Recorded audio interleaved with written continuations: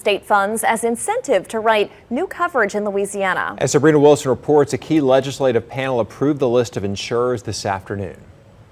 Amid the ongoing insurance crisis, the good news is we offered $45 million in incentive grants to companies to come write more business, new business, and take pressure off of Louisiana citizens, which has swelled to 135,000 policyholders today. Insurance Commissioner Jim Donelon went before the Joint Legislative Budget Committee made up of State, House, and Senate members to seek approval of the companies that met last week's deadline for applying for the financial incentives.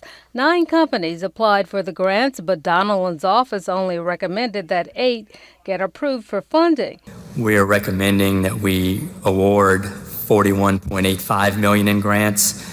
One company, as the commissioner mentioned, is not licensed and has not filed an application to be licensed, so we're recommending no grant money for that company. During a special legislative session earlier this year, state lawmakers appropriated $45 million for the Insure Louisiana incentive program.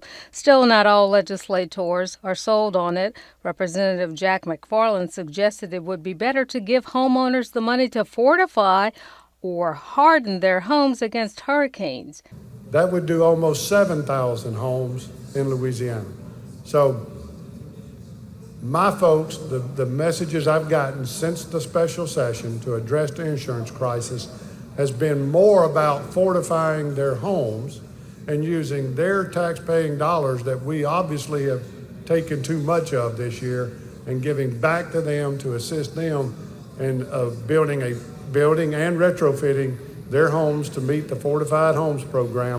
Donelon said he hasn't come up with a figure needed to fund that program, and his staff says they thoroughly checked out the insurance companies who applied for state grants. We made sure that they were licensed in the state for the appropriate lines of business.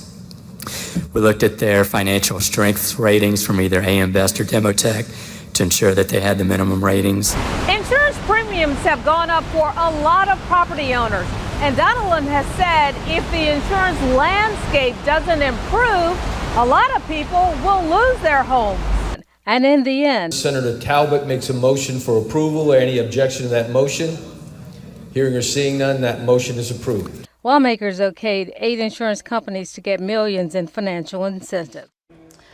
The state insurance department must now enter into cooperative endeavor agreements with the 8 insurance companies approved today before they get the funds. Donelon also plans to seek more money in the upcoming legislative session for financial incentives.